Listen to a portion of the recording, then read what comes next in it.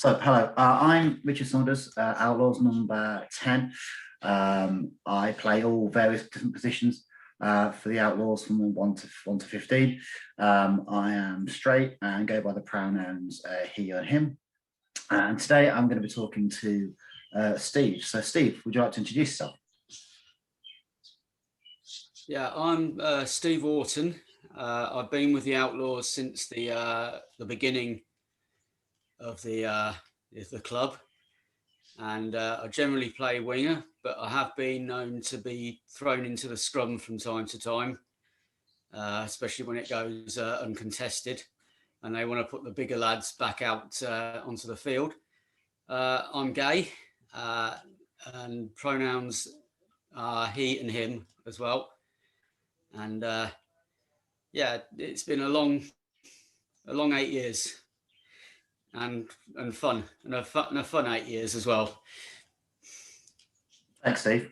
I suppose thanks for joining us today. So my first sort of question for you is, what comes to mind when you think of LGBT spaces or groups then?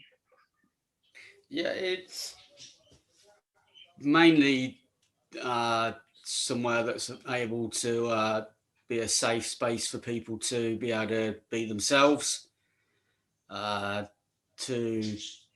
feel safe, to perhaps get advice, mix with people who are in the same boat as them, and also learn from their experiences, and all in all feel comfortable being who they are. Oh, that's quite interesting. Do you think then that outside their space it's a lot more difficult to be safe or comfortable in who they are, do you think? Well, living in towns like here in Wellingborough, it's less easy to sort of probably be who you are than, say, in perhaps a bigger city with a more cosmopolitan sort of grouping of people. And obviously, if the whole scene itself is very compact and people are more likely to either be in the closet or just not able to contact each other, possibly because of lack of facilities, or just they're not happy with being out and about if their family isn't too keen on it, you know. Do you think then that maybe some towns have a slightly less accepting and have a smaller an awareness of people who are gay? Do you think that's a big part of it? Do you think? Yeah, I think so. It's a lot of it as well is his background. I think has a lot to do with it as well. If you're from a very conservative, religious sort of background, it's probable that your family is unlikely to accept you for who you are. Or if you've you've had to engage in, say, a marriage that's decreed by the family, or you're just doing it because, or possibly to sort of hide under the radar, so you can't actually be who you are, Yeah. And obviously, with even worse situation, if you're trying to come out as trans, the pitfalls are even greater. You've got ignorant people out there. Yeah, no, I get that. I get that completely. And hopefully towns and cities will be a bit more, especially towns, will be a bit more open as time moves on. So thanks for that answer. It's really good, Steve. Thank you. When you sort of think of a traditional rugby club, what sort of images come to mind? Well, yeah, I do have a long history because my dad used to play for Wellingborough, and I kind of grew up with my mum doing tees. Yeah. So rugby clubs always seem to me to be kind of from the cradle to the grave. So you'd start out in mini rugby, then move up through to Colts, then to the adults game, and then you finally end up in the vets, and then you end up with your own stall at the bar, Yeah. And it can be very difficult for people who are either not very athletic at school for the reasons of being gay, or they didn't feel physical at the time, to get back into it again because they feel that they're trying to break into that family atmosphere thing is very difficult. So you grew up around. May feel uncomfortable. Okay, so you grew up around Wellingborough quite from a young age. Then, did you ever go through the age groups at Wellingborough at any point? No, because I wasn't. I was more of a bookie type. I wasn't really. That wasn't my thing. At the time, I kind of didn't really find rugby until I was almost 40. Okay, that's fair enough. Yeah. So did your dad tell you stories about rugby clubs and what went on when you were just chatting in general? Well, you pretty much as a a youngster underfoot, you kind of absorb most of that sort of atmosphere. Yeah. I'm sure you playing for the clubs that you have, you've got all the kids running around, and they they absorb all the same sort of thing. Yeah. Did you like going? Did you like going with your mum and dad then when you went? Did you like to go to Wellingborough when you went with your dad then and your mum? Yeah, it was mainly there because my mum was doing the teas, Yeah. And it was kind of, we were there just because my mum was there, Otherwise, I didn't have any real interest in the game, to be honest. That's fair enough. Cool. So what piqued your interest then when you said you found rugby at 40? So what was it that piqued your interest? Well, what it was, I'd kind of been had a little bit of interest with the LGBT things, and sort of saying, oh, there's this thing called LGBT rugby, and I saw online there was this team called the Nashville Grizzlies that randomly popped up on my screen. And I thought, oh, that looks interesting. And then when it was actually a grinder message from the founder of the club, John McIntyre, and sort of mentioned about wanting to play rugby, I sent him a cheeky message back. He said, well, why don't you come along down to Eastfield Park and we'll throw a ball around. And then that's it. That kind of hooked me in, and here I am. Brilliant. 8 years later. So when you went, did you have any preconceived ideas what it'd be like to play with a gay rugby team or a rugby club? Not really. At that point, there was only the three of us. So yeah, because we hadn't even got a name yet. So it was just the three of us, and just doing a bit of running around, a bit of passing. And it wasn't until we started getting more serious, going to Abington Park, that things that actually, this is interesting, and this is what a rugby club is. I had no real idea of what it was, to be honest. So I'm still learning. Sorry, Steve. Still learning. That's cool. So in what ways then did being part of the Outlaws change your view about rugby, about team sport? How did it affect your views and change them? Well, it gave me a hell of a lot of confidence to start with, because being part of something, and and obviously improve my fitness drastically, and obviously meeting a whole great bunch of people, and so I didn't really know what to expect to start with. And it's only when meeting other clubs and seeing what they do as well, seeing that. The first game we played up in Manchester was a big thing, and a big learning journey as to what's everything that went on, and how it all worked. you know. So, and obviously you said you had no previous playing experience. So how did you feel then when you sort of came to your first Outlaws training session? Were you nervous? Were you apprehensive? Were you excited? How did you feel when you Nervous, first?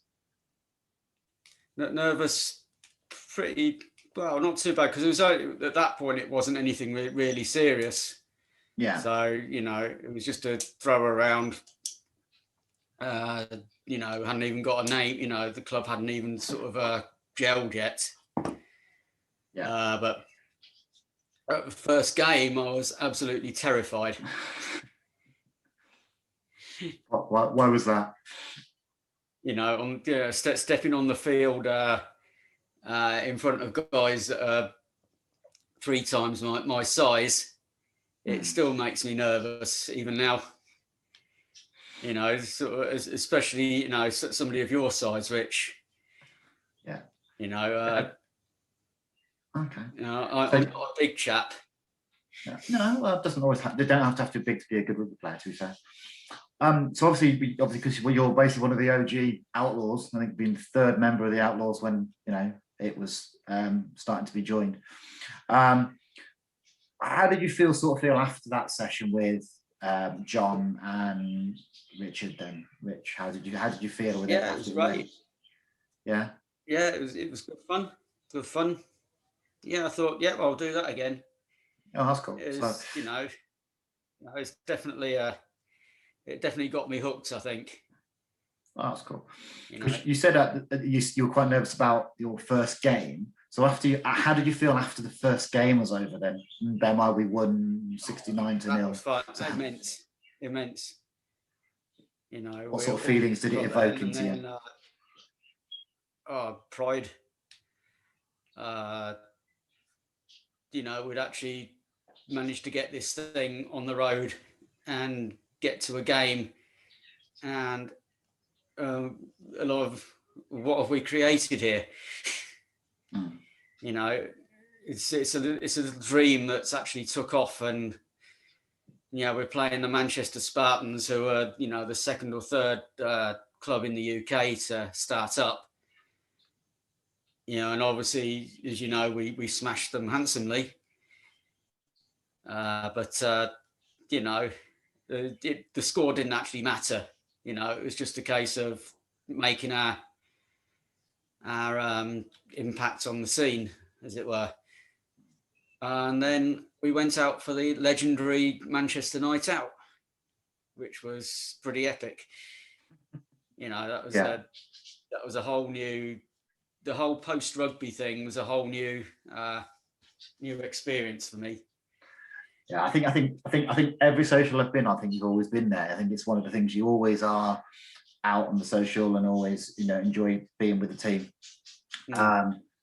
Do you find that it's a big part of that social element of the rugby side of it? Do you think it's a big part of that, of the Outlaws as a rugby club? Yeah, that's it. Especially given as well with this lockdown. We're trying to keep the social side, going with the quiz nights, the poker nights, things like this. Trying to keep the team engaged. Yeah. So that when we do return, we can all come back together and hopefully nobody's fell by the wayside. But yeah, the social side, I like to also as well try and get the other team involved as well, to try and make sure they're comfortable, they're all happy. Do you think that's important, trying to bring the opposition into the social, Steve? Well, yeah, because they're here as we're either they're our hosts or we're hosting them, and they've took the trouble to travel all the way down here, so we might as well have a good time and be nice to them. Yeah, that's fine. How do you find it? Do you find it when you're playing? How do you find what's the difference between playing a team that is part of the IGR league and playing a team that is outside of that IGR? Do you think there's a difference? Do you think there's a vibe that's different about it, or is it all very mutually respectful? Yeah, I don't know. Here in Northants, it's actually pretty good. The teams that I've played with or against have all been pretty good. teams like the Heathens, for example.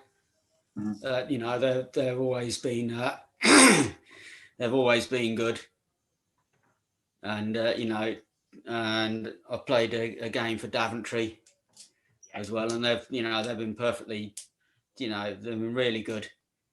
So I think here in Northamptonshire we're actually pretty good. I've heard stories about other places, but here in Northants, where I think the teams are all pretty much switched on. So you mentioned teams that you played with, like Daventry and Heathens. Have you found them accepting of Yeah, you as a pretty player? much. Yeah. Well, Yeah, because I'm rather conscious that I'm not the most skilled out there, and it's nice to be able to go out and play, and and be part of something that's bigger than me. Yeah, I like that. That's a really good answer. And, that's a really good answer. Fun.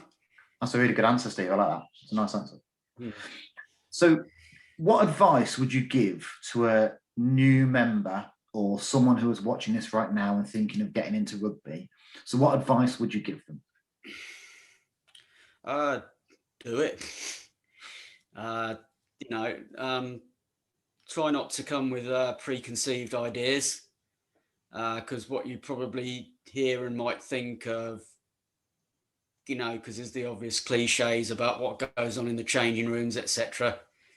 Yeah. Just ignore all of that, because everybody's there just trying to sort their own life out, and it's fun,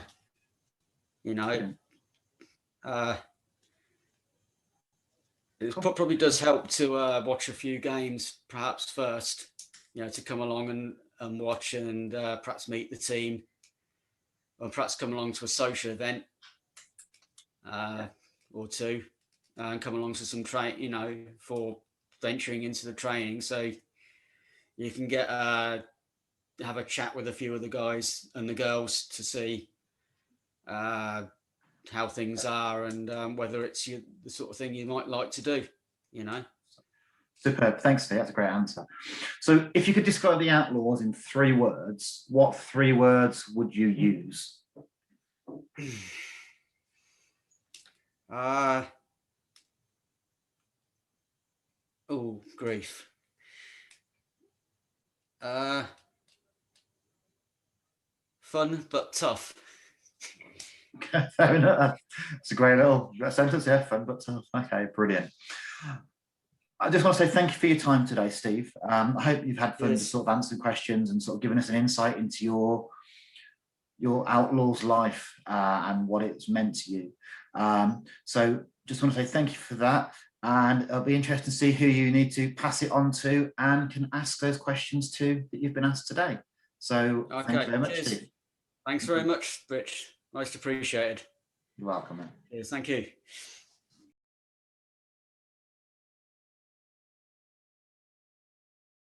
Thank you for watching the interview with an outlaw. If you like what you saw, please click like. And if this is the first time you're here, why not hit subscribe for more from our channel? We release 5 every Friday, so let's see who will pass it on next.